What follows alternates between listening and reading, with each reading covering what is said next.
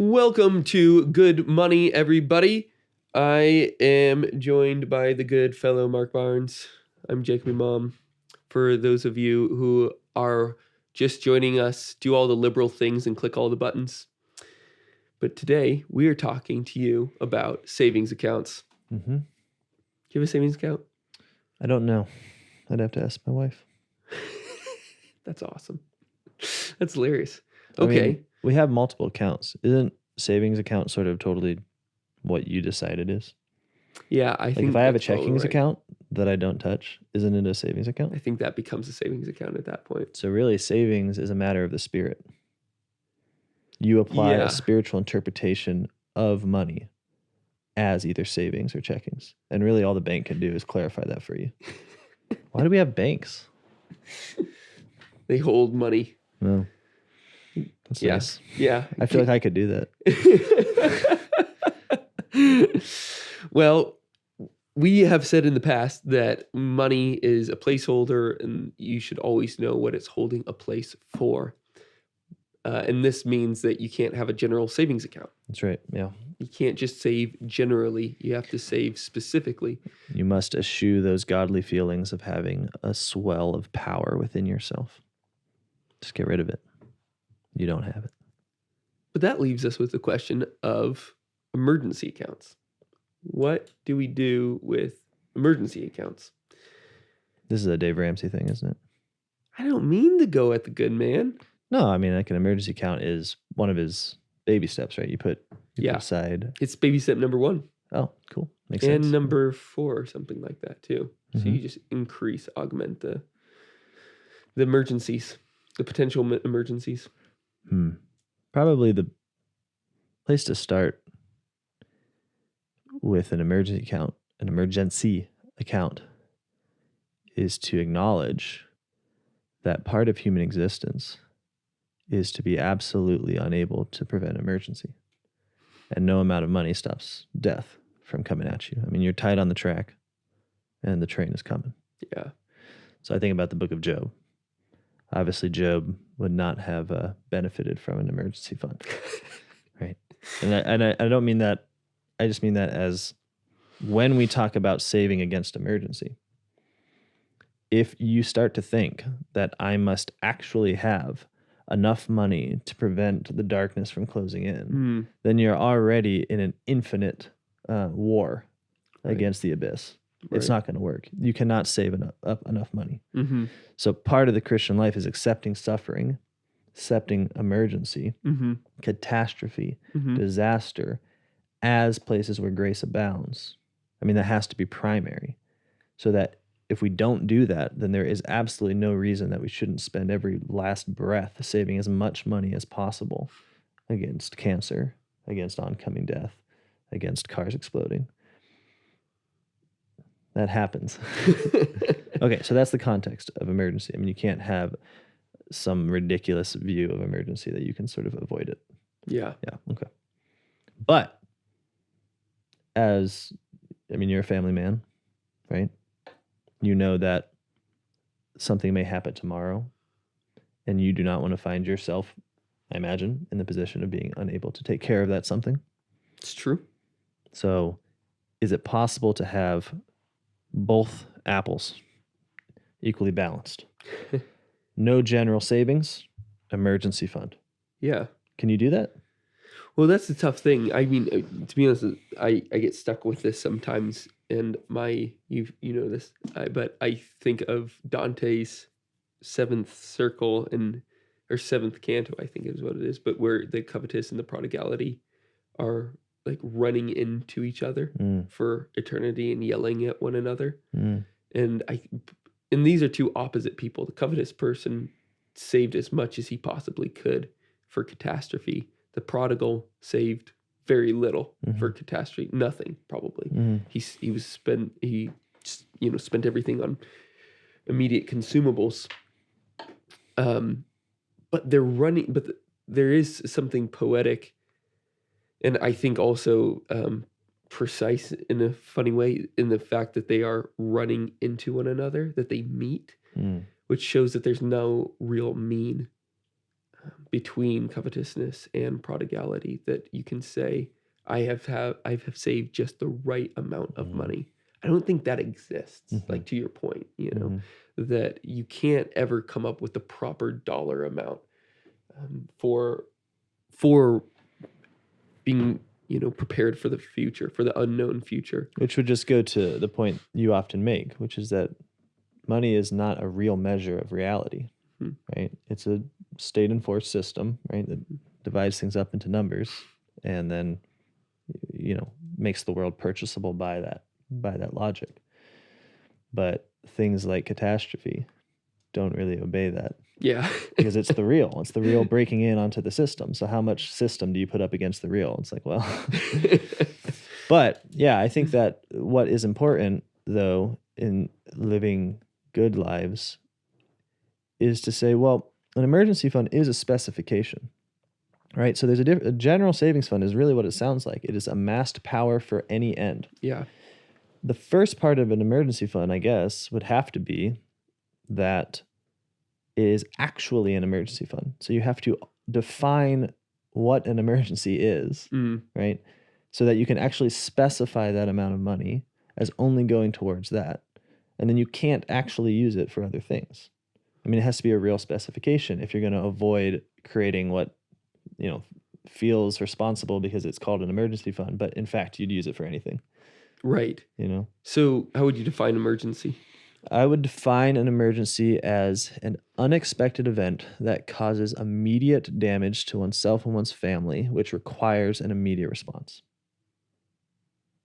That's a pretty precise definition. The other thing is that if it happens, you hear sirens. No, that's not true. I don't think you would necessarily hear sirens. But it has to be something that could not be otherwise handled. Yeah. Because if I have a problem, my shoes are really wearing down, holes are starting to poke through, right? Yeah. I have a temporal duration within which to fix that problem. Yeah. Okay? I can work for it. I can beg for it. I can ask my friend for a pair of shoes. There's a moment in which I can do that, right? Yeah. Those kind of problems that life gives us, where they have that temporal grace period, as it were, for just working a little more, saving a little more, or finding other means of solving it. Those I don't think should be considered within the emergency fund. Okay, so this gets at so many more questions. So first of all, this would include brake pads starting to go. Yeah, you're coming up on 50,000 miles since the last change. It's coming up. Then is that when you're supposed to do it? That's supposedly when you're supposed to, depending on your car. So much. And you know what? And I'll tell you, sin is a general store of information. You old Webster, you. All right, go ahead. So if your car's getting like, and you're like, it's getting time. Okay, probably within the next month, I really got to change these out. And you can, be precise because that 50K number or whatever.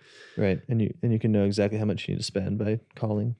Yeah. Exactly. So, but you would say, at this point, somebody could propose, well, why don't you have a car, like a mechanics fund?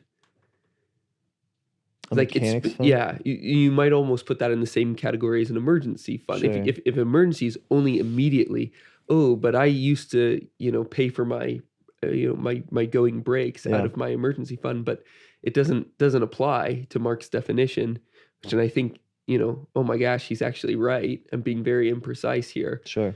Should I have a, mechanics savings account? No, I mean, I think the problem is that when we talk about specification, okay, because we operate in a money world with banks, you can get the kind of crazy idea that you need like an account for each known expenditure. Yeah. Okay. But you can specify within generalities, right? So you can say, all right, I know I have to spend money on this stupid car that I have to have. Okay. That is a real specification. Does it contain generality? Yeah, because you don't know exactly when, exactly how much, right? But that's not what the rule of money is against. The rule of money is against the general savings fund, which is truly general in the sense of I have no plan. Yeah. I am saving up money because money is power and I need it. Yeah. I'm saving up money for whatever may come, right? And then my ideas about what I'm going to do it are idle. They're fantasies. I say like, oh, well, maybe I'm going to da da da, but I don't mean it. I don't mean like this really happens and I really need money to fix my brake pads or something like Right. that. Right. So actually, what this rule is specifying is something that we've said quite a bit about investing, that you have to be very aware about where your money is going. So in the same way, you have to be very aware about your life in general. Yeah. The totally. things that you have, the car that you own, the home that you own. Right. When do I have to put a new roof on it? Oh, it's going to be 10 years. I guess I, should slowly And start saving up for that new roof. That kind of specification, which is not like this insane, like every future transaction must be prepared for in advance with a fund marked for that. Yeah. Okay. But a more softer general, these things are a part of my life and therefore I need to specify that my money is for them. Yeah. What that means is that anytime you introduce something into your life, it has to be a conversation both with yourself, God, and your family, right? Because you have already specified what you do, what your vocation is, who you are for. Yeah. That is why you work, right? And the work becomes money, sort of. and what your specification is actually an expression of your love, because you're saying like, okay, so I take that labor, I specify it into these things, which are either necessary as means to ends or which are directly for the ends of my life, right? Yeah. Which means that once you've done that, you can't just idly be like, I think I'm going to add boats to that, right? Or I think I'm going to add, you know what I mean? Because it wars against that habit of specifying your existence as being for something in particular. I mean, this is the real problem of a general fund, is that it creates a general person. What is the man with $200,000 going to do? Well, if he has no plan, who knows? And he doesn't really know. And that's the real problem, right? When I have a specified particular life, right, I can drive past sin, right? Literally like sin on the highway being advertised to me. And I can resist a temptation because it's just not a part of the plan even. It's not even like this great poll where I'm like, no, I am St. Anthony in the desert. I will say no to buying this pornography or this luxurious yacht. It's like, it's just not part of the existence because the existence is already specified by the vocation of fatherhood, of living in the Catholic Church. That's what has to be, I think, defended against is the just dissolution of generality that comes with not actually specifying what your life is. So knowing yourself. Know thyself, and then you'll know your savings account. Yeah, no, for sure. And then don't worry. I mean, because you sit there worrying about like, oh, am I saving money generally for the mechanic, or is it an actual need? It's like if you've actually specified what you do, what you're for, then that worry goes away. You don't think like, okay, let's find the I don't know, broken weed eater fund. You're like, no, that was already a part of my whole life, specified as by virtue of having a yard, which I need to take care of so that the child can play what he thinks is soccer. So does that make sense? Yeah, no, it does. But I'm just now trying to think in terms of where you're saving that money. So where? Yeah, in a certain sense. So you have under the mattress. Because you can be your own bank. Yeah, a little bit under every mattress. Yeah. There are specifications that you can have for like bigger things are obvious. Like sure, a kid's college fund or something like that. If somebody would make the unfortunate step of sending them to college, who would you know what my college fund is? It's like this envelope that I give to my child when he turns 18 that says, "Slow down and think about it, kid." But something that Alex Wren and I've talked a little bit about is because we are wary of modern colleges and stuff like that, and even Catholic colleges today. But they're for animals. They're for pets, not people. That's more true than you know. Sorry, go ahead. But the idea of still wanting to send off your kid well with a career fund or something like that, it's definite, and there's great anticipation, something that you can work on together. It's exciting. You want to give a gift. So I understand for the bigger things that are like far out, and I do think like changing a roof is expensive, and so you kind of slowly build up to that, and that's one of those things that you have in mind. Brake pads are not like as expensive, but it's still could catch you by surprise if you're not seeing it coming. But you're right. I mean, the weed whacker could break and you just got to run off on a Saturday. But that's not, it doesn't put your family at jeopardy, so it doesn't fall into the emergency fund category. That's correct. But there's going to be quite a number of things like that just come up where you're spending an extra few $100, maybe a couple $100, maybe just $100 a month that you just didn't think about? What do you call that? Just hangover money? So non-emergency, but Surprise. Non-emergency because nobody's life is threatened. right. But it's a surprise. I don't think you need to overthink it. That's just living. Your life's Yeah. specified, and within it comes expenses. So you can be completely free to have that money and to go spend it. Yep. And so honestly, like that's what I do. So I think that's what most people do. yeah. I mean, this is a prudential decision. We are wiser than we give ourselves credit for. We don't need to go to like some profound text to find out what we're doing here. Like, we know that we live a certain kind of life for others. Yeah. Within that life, there are expenses. We don't know exactly what those expenses are, but we know that they're going to come up. Yeah. One thing that does happen, I mean, also be honest, is that I get too much in that checkings account but again, it's all kind of prudential guesses in a sense. So then we have to do something with it, which is, you have to catch yourself on it too.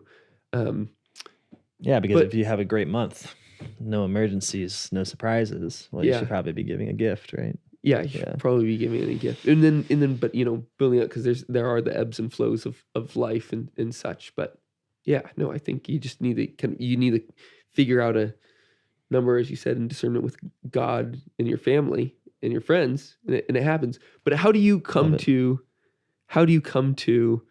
a good number for an emergency fund when it's clearly impossible? You don't. I've been thinking about this for the last 5 minutes. Dave Ramsey says what, $1,000? Well, at first, and then 3 to 6 months of your living expenses. Okay. Really? Yeah. Of your expenses. I see. Yeah. Well, it's like baby step number something. I mean, like, why not? Like, whatever. Why not $900? Why not $1,100? Yeah. Like, my point is, the nature of an emergency is that which you do not expect. Yeah. So yeah, you can save up your $1,000, then your house burns down. Right? Okay, most people have home insurance. Right? Yeah, you have to have a house accident. Or you enter into crippling medical debt. Not everybody. That's true. Dave didn't have it. His house just burned down. Oh, that's right. Vogel, not Ramsey. Yeah. Yeah. Ramsey could have handled it. No, exactly. So my point is just that we can sit here and pretend that there's some kind of average emergency ratio that happens to people on average that you can sort of prep for. Mm-hmm. But I don't think that's... I think that is true retrospectively. Like, we can look at that, but your life isn't necessarily that average. Yeah. So the emergency fund should be a just prudential decision that you make, and it should be specified as an emergency fund. Mm-hmm. And you should be totally prepared that when something exceeds that emergency fund, you are going to be begging for help. Yeah. Because that's the human condition. Yep. The human condition is not one of total preparedness for emergency. The human condition is one of orientation towards death. Yeah. An emergency is an experience of death before it happens, and we need to get used to that. Yeah. Because we've got nothing against death when it finally comes, right? Yeah. He's trampled it. Well, we have that against death. We have nothing. We have no money. We have no money against death. Yeah. In an earlier podcast, we talked about money and prediction or prophecy or whatever we called it. And there was the St. Thomas's forewarning admonition against superstition and divination, excuse me. Divinization was not something he warned against. He's for it. He's very pro it. But I think, we do get stuck in a rut of trying to control the future, if not prophesy it with having money. Yeah. And so when we are kind of trying to make some prudential judgments about emergencies that we've faced, that our friends have faced, what seems generally reasonable, where could we, first of all, I think for the most part, when I talk to folks about constructing their emergency funds, they always think about the absolute worst case scenario, which you mentioned. Which includes their insurance companies following through and not helping them out. Oh wow, that's a lot of money. Yeah, it includes not having other productive means, so like no money's coming in at all at that same time, and then their friends all hate them and abandon them forever. And those three things make for an infinite emergency fund. Yeah, that's really the evil, that the infinite amassment of resource against evil, against death, against pain is just attempting to be like God. We shouldn't try it. Yeah. We should start praying to prepare for suffering, not Yeah. stocking up against it. So this one is really, I mean, this topic is kind of tough for people because there's not a lot of practical advice of saying, do this, don't do that. Let me say this, because I think this might help give the Christian context. It is entirely legitimate within a particular vocation to have no emergency fund and rely entirely upon providence. You call that person a monk in the desert. They could be a monk in the desert. They could be a lay person called to it. They could be a person who is a consecrated virgin. It could be a lot of. It could be a particular family that feels a particular vocational call to live abandoned to divine providence, right? And not that we're not all abandoned to divine providence, which is obviously true, given that we cannot prepare for any emergency. But that you might be called to live as a particular sign of how abandoned the whole world is to divine providence by virtue of having no recourse to human means of protection from disaster, right? So if that's a legitimate possibility of human life, and that's not something that's like to be frowned upon as irresponsible, though inevitably it will be, even though it's a great part of the Christian tradition, is that kind of abandonment. Yeah. Then we need to see our whatever savings we do have as being moving from that. So what I mean is, at some point, your saving against disaster will indicate a lack of trust in God to take care of you. At some point. Now, I don't know what the point that is because I don't know your life situation, right? So I would presume that if you have $3 million saved up against possible disaster, it does indicate a lack of trust in God. But I don't know, right? For some people, I mean, William James writes about this in the Varieties of Religious Experience. He's talking about the idea of total abandonment, and he gives the example of a girl who goes out and just wants to give her whole life to God, and she just takes, I think, two pennies with her. And as she goes out the door, she stops, struggles, and then goes back and puts the 2 pennies away, and then goes and feels totally free, right? And I'm not saying that's the call of everyone. I'm just saying that the question of the emergency fund is really a question of at what point does my stockpiling against disaster really mean not that I'm prudentially working within my vocation to make sure the loved ones that I have are taken care of, but really mean I don't trust God. I don't think he's real. I think money's real, and money will save me and protect me from bad things. God, he's nice. He doesn't really interfere with our affairs, though, does he? He's sort of there as an end goal, maybe. But when my car explodes, he's not going to help. And that kind of prerequisite closure to the possible of miraculous help, right, gets what it asks for. Yeah. Right? Like if you live a life in which money is the means by which you are saved, cherished, held, then that is what will cherish you and hold you is money. And that, I think, is the Christian difference. And no number can be kind of prudentially put to when that lack of trust is the real savings account. Yeah, well said. So the practical thing is pray and discern. Practical thing. The practical thing is to pray. Pray and really just look at your vocation and say, okay, these are the things that I think are going to go wrong. Furnaces will break midwinter.